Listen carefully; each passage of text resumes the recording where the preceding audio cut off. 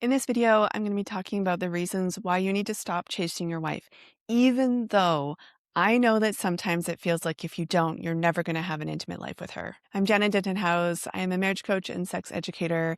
And for the last decade, I have helped women like your wife want sex again or for the first time. I know what works and what doesn't, which is why in this video, we are going to be looking at the reasons why chasing your wife is ultimately not going to get you what you want in the long term. Let's define what chasing your wife really means, what this looks like and what it sounds like.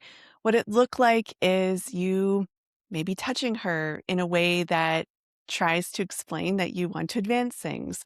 Maybe it looks like looking her up and down and maybe saying a comment. Maybe it sounds like asking for sex, hinting for sex, making sexual jokes and innuendos, anything that is trying to move your relationship in the direction of having sex. No matter if you think you're being subtle or a little bit sneaky, she knows. If that is your intention, she's going to feel it in her body. Here are the reasons why I don't believe continuing doing this is going to be in your best interest. I have spoken to thousands of women, and they all say the same thing.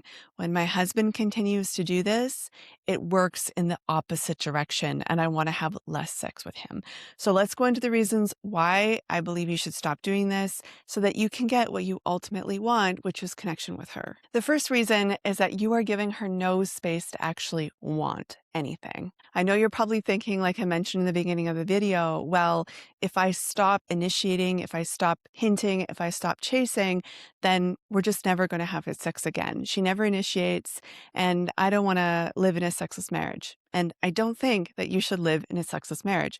I'm here to help you get more of what you want in the long term. And also, we have to look at the definition of sex, because if sex means that both partners are enthusiastic and excited and want to be enjoying that experience, then you're already living in a sexless marriage because sex isn't taking place.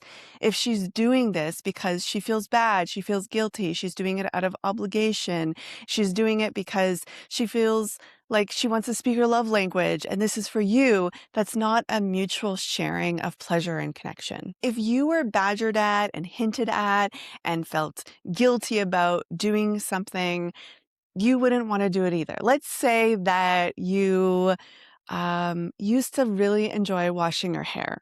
And now every single night she hints at, makes jokes about, pushes, pleads, makes eyes at you so that you will wash her hair.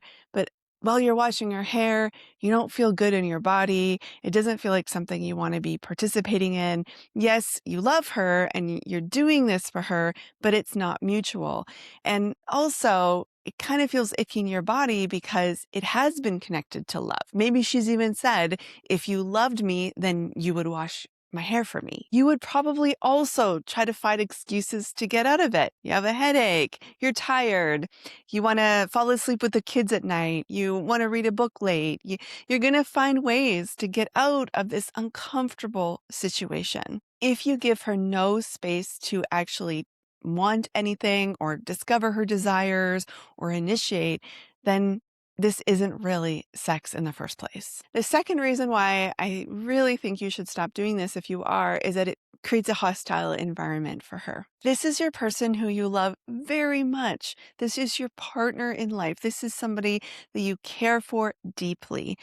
Continuing to chase her, to hint, to badger, to create no space for her is very bad for her mental health. She wants to please you. She's conditioned as a woman to give you what you need, to take care of you, to provide all your needs for you.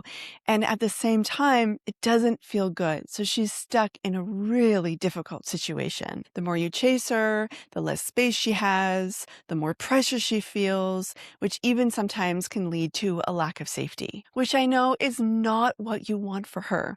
She is your wife. She is your companion. You love her deeply. You want her to feel ease and comfortable in her own home. You want her to feel relaxed and safe in your presence. You don't want her to have to get quickly changed in the closet because she's worried if you see her naked body, you're going to pressure her for more.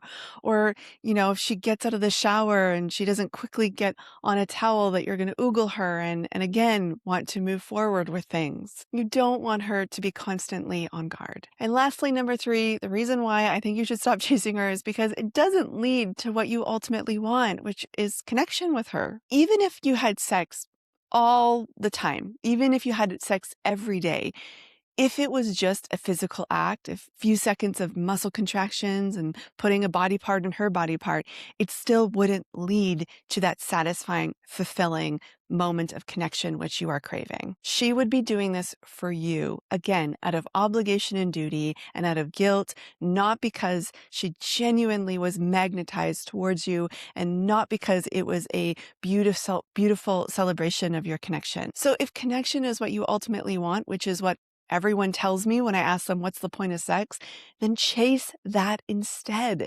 Be vulnerable, be open, ask her about her emotional life, become attuned with her, observe her, have beautiful conversations together, do things as a team together. Not because this will somehow lead to sex, but because this is what you are searching for all along. And deep connection often leads to safety, to space, which often leads to exploration and curiosity, which are the foundations of a healthy, beautiful sex life. This will feel difficult and counterintuitive, especially as a man. You have been conditioned to believe that the only way to get connection with other people is through action, through wrestling, through sports, through fishing together, through sex. You will have to overcome some of the messaging that you have been taught as a man around emotions.